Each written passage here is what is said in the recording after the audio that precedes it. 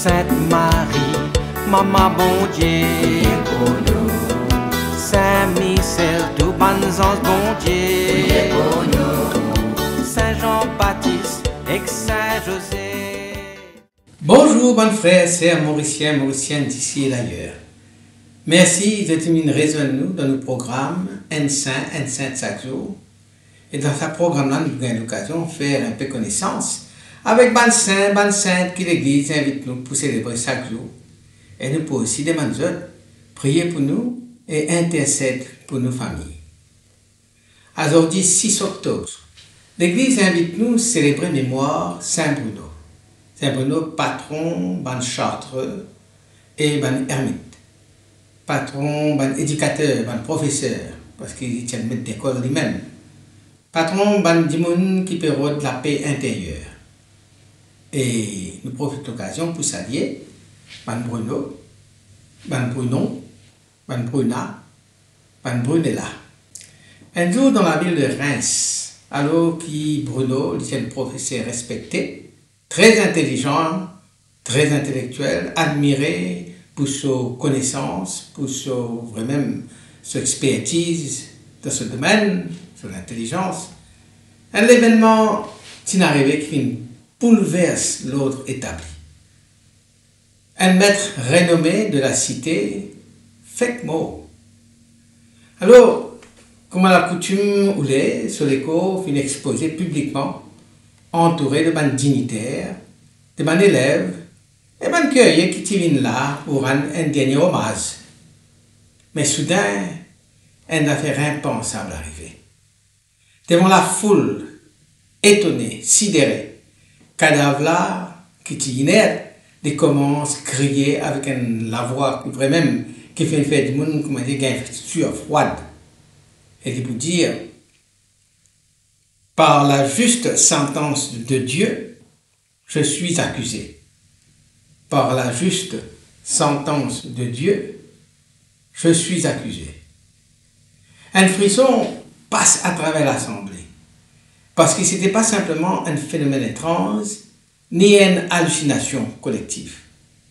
C'est une interpellation céleste, un cri qui sortit, comment dire, dans notre monde, un avertissement qui vraiment qui fracasse l'atmosphère de l'époque. Bruno, qui est un homme de savoir, était profondément secoué par ça. Ça, la voix qui vient tendre là, ça crie, qui vient déchirer tout, comment dire, toute son certitude. Elle y comprend qu'il a gloire académique, un honneur humain, un titre, un applaudissement. Ce n'est que la poussière qu'on nous fait confronter à l'éternité. C'est un moment-là pour Saint Bruno, comment dire, une révélation, un instant décisif, un appel à une conversion radicale. Là, ce n'est plus le savoir qui est important, mais c'est la vérité qui est important. Là, ce n'est plus le prestige qui est important, mais c'est la lumière intérieure qui prend sur l'importance. C'est un cri qui sortit du silence de la mort et qui fait Bruno vient justement le précurseur qui commence un nouveau chemin, un chemin de dépouillement, un chemin de recherche de Dieu, un chemin de la vérité qui jamais mort. Saint Bruno fut né à Cologne en 1030. Ça, c'était au XIe siècle, en plein Moyen-Âge, à l'époque, côté un renouveau spirituel, mais aussi tension entre l'Église et le pouvoir politique. Il fait son étude à Reims, et là-bas, il devient chancelier de l'église de Reims. Et après, il retient et il fait ermite dans la Chartreuse, près de Grenoble. Dans sa région, près de Grenoble, quand il finit là, quand il finit retient en ermitage là, le clergé, tu connais à ce moment-là un bon scandale. Le tapé pratique la simonie, ça veut dire vendre des affaires sacrées qui n'ont pas gagné droit à vendre. Le tapé vivre dans le luxe et puis il y a beaucoup d'abus, abus de pouvoir, etc. Et Bruno l'y incarne, c'est la soif pour un retour à la pureté évangélique. Bruno, c'est un homme de grande intelligence et de haute réputation, qui est capable vraiment de devenir quelqu'un de haut placé dans l'Église. Parce que tout dans lui tient, comment dire, qui peut être destiné à ça. Sur sagesse, sur influence, sur un réseau. Et certains avaient trouvé peut-être c'est un futur évêque ou bien un futur cardinal qui se trouve dans Bruno. Mais il n'est pas tiré de ça comme ça. Pour lui, c'est une lutte intérieure qui est non entre le choix qu'ils ont envie de faire et puis l'orgueil intellectuel. Alors Bruno, pour faire un choix radical, l'humilité, plutôt qu'il choisir, disons, le palais et l'évêque, avec tout ce prestige qui vient avec, il choisir le silence. Plutôt qu'il choisir un discours en chair, il préfère les psaumes qu'il murmurait dans la solitude. Il comprend qu'il vraie grandeur, il mesure non pas par un titre, mais en capacité pour effacer nous devant bon Dieu et laisser bon Dieu grandir en nous. Ce désir profond, c'était quoi? Trouve un lieu de silence et de solitude, un désert intérieur que tu es capable de consacrer sur la vie entièrement à Dieu. En 1084, il entraîne 6 sur 20 camarades d'une aventure spirituelle. Ensemble, ils installent dans la montagne de la Chartreuse, un lieu très austère, rude, mais qui est propice à la contemplation. La vie à ce moment-là, comment dire, un témoignage vivant. Prière comme respiration de l'âme, travail manuel comme offrande quotidienne, silence comme un espace sacré, étude de la Bible comme nourriture de l'esprit. Mais même dans son retrait, Bruno n'est pas échappe à l'appel du monde. Le pape Urbain, son ancien élève, dit aller à Rome pour aider dans son réforme. Alors il obéit, il quitte la Chartreuse, il a le servi, il a le conseiller, il a l'éclair, le pape, dans son travail de réforme. Mais sur lequel il reste ailleurs. Et il sentit cette tension entre l'action et la contemplation. Entre le tapage qui va affaires bien fait, affaires ecclésiales, entre la tension des affaires ecclésiales qui bien occupées et la paix du désert. Alors, avec une audace assez humble, il demande au pape Urbain la permission qu'il retire à nouveau dans ce désert, dans son ermitage, et Urbain a accepté. Bruno retourne à sa vocation première, c'est-à-dire être quelqu'un qui vive dans le silence, un homme offert tout à Dieu, loin d'un projecteur, mais proche de l'essentiel. Contrairement à d'autres saints qui ont la vie ponctuée par une guérison spectaculaire, une vision céleste ou un prodige éclatant, Saint Bruno n'a pas fini de laisser aucun miracle retentissant. Pas fini dans une lévitation, pas fini dans un stigmate, pas fini dans un écolico, comment dire, pas fini corrompu, pas fini pourri après la mort. Et pourtant, sur la vie même, c'est un miracle. Un miracle discret, un miracle caché, un miracle silencieux, à l'image de Bruno lui-même, qui est distrait, qui est caché, qui est silencieux. La sainteté de Saint Bruno l'exprime non pas dans l'extraordinaire, mais dans l'ordinaire qu'il vive avec une radicalité divine.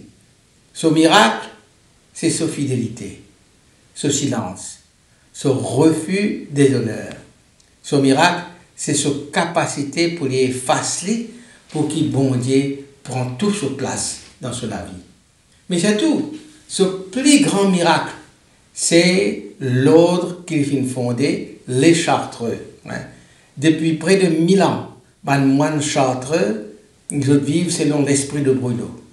Sans réforme, sans compromis, dans une fidélité absolue à la règle du silence, de la solitude, de la prière et du travail. D'un monde qui peut changer tout le temps, que par l'institution toujours peut adapter les autres, peut transformer, peut réinventer. La chartreuse l'y restait. Il reste fidèle à ce qu'il y était depuis sa fondation par Bruno. C'est un miracle de persévérance, un témoignage vivant qui la sainteté n'est pas mort, mais qui est capable de traverser les siècles sans qu'il perde sur la flamme intérieure. Bruno, il n'a pas fini faire ban muet, ban gonga, retrouve la parole, mais il fin enseigne le langage du silence. Il n'a pas fini guérir les corps, mais il fin soigne ban âme. Il n'a pas fini multiplier du pain, mais il fin nourrir des générations et des générations de contemplatifs. Et c'est là, c'est un des plus grands miracles qu'il est capable d'attribuer à Saint Bruno. Dans un monde saturé de bruit, de notifications, de sollicitations constantes, WhatsApp, Facebook, réseaux sociaux, quand nous pouvons toujours galoper derrière les temps, comme si nous pouvons galoper derrière un train qui finit déjà à aller, qui déjà quitte la gare, Saint Bruno, il émergeait comme un prophète du silence. Il n'a pas crié, il n'a pas imposé, mais il avec nous. Ce message est simple, mais radical. Reviens à l'intérieur, là que le bon Dieu pertend à toi. Reviens à l'intérieur de toi-même, là que le bon Dieu peut attendre toi. Alors que tout peut pousser nous vers l'agitation, Bruno rappelle-nous que le silence, ce n'est pas un vide, mais c'est un espace sacré, un lieu de rencontre, un sanctuaire intérieur que l'âme est capable de respirer, est capable d'écouter, est capable de discerner. Dans l'époque obsédée par les images, par la performance, comme on dit l'image, c'est l'apparence qui te donnait, c'est qui te capable de devenir. La performance et la reconnaissance, Bruno enseigne-nous à être vrai avec nous-mêmes, l'authenticité. Parole pas de l'honneur, mais la vérité intérieure. Pas briller devant les hommes, mais brûler doucement devant Dieu. Et sur l'ordre, les chartreux, reste aujourd'hui encore un signe de fidélité, une cohérence rare. Vivre simplement pour Dieu tout seul. Pas de réforme, pas de compromis. Juste une fidélité silencieuse qui traverse les siècles comme une flamme qui jamais éteigne. Mais le plus beau, c'est que le message de Bruno n'est pas réservé seulement à un moine. Mais sans que, même si, comment dire, nous parents d'un monastère, chacun d'entre nous est capable d'aménager un espace de silence et de prière dans la vie. Un petit lassam, un petit coin, un moment dans la journée, un geste simple. Par exemple, tenir le téléphone, ouvrir la Bible, respirer et écouter. Une fidélité discrète, quelques minutes chaque jour, pour nous capables de recentrer nous-mêmes, pour nous capables de reconnecter nous avec l'essentiel, c'est-à-dire avec Dieu. Bruno lui montre nous que la sainteté, ce n'est pas un spectacle, ce n'est pas besoin spectaculaire. La sainteté est possible ici et maintenant, dans le quotidien, dans le silence de la vie et dans la fidélité. Saint Bruno va finir nous un grand traité théologique, ni une longue lettre correspondance sur œuvre écrite, l'immense, presque insignifiant. Et pourtant, 2 phrases suffisent pour révéler la grandeur de son âme. Et vous dire, j'ai trouvé un lieu de repos où Dieu se donne aux âmes qui le cherchent. Ça lui écrit ça dans une lettre depuis son ermitage. Laisse-moi répéter encore. J'ai trouvé un lieu de repos où Dieu se donne aux âmes qui le cherchent. Dans sa phrase-là, Bruno peut dire tout là. Il y a quelque chose, non pas un lieu géographique, mais un espace intérieur. Sa lieu de repos-là, c'est ce cœur en paix. C'est ce silence habité. C'est ce solitude féconde. C'est là que Dieu lui donne lui-même à nous.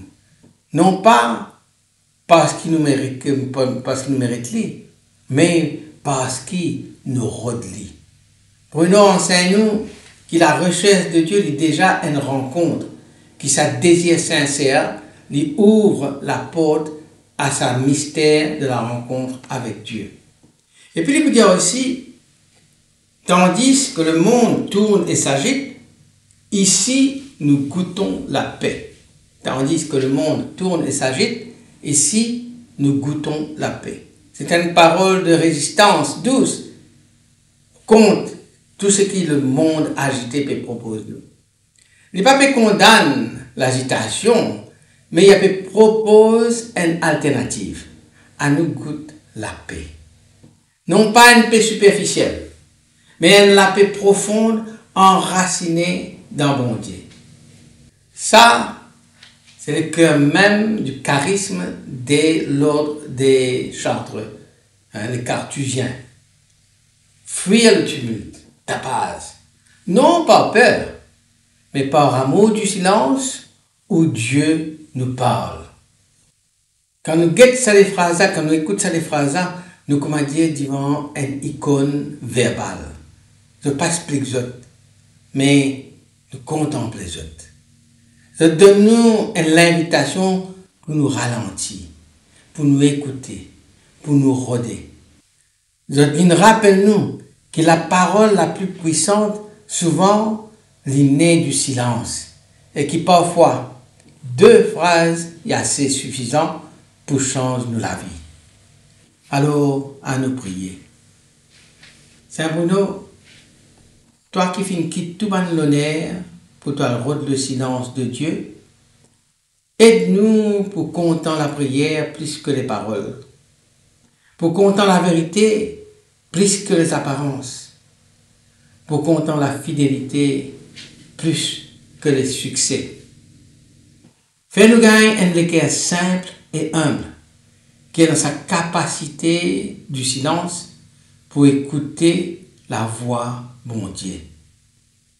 Saint Bruno, Père des Chartreux, conduis-nous vers celui qui est tout seul, nous la paix et nous repos, le Christ, Jésus notre Seigneur. Saint Bruno, priez pour nous et intercède pour nos familles. Amen. Qui bon Dieu bénisse autres et toujours pas proche. Qui soit l'Esprit habite toujours dans eux. Qui les protège autres toujours et partout.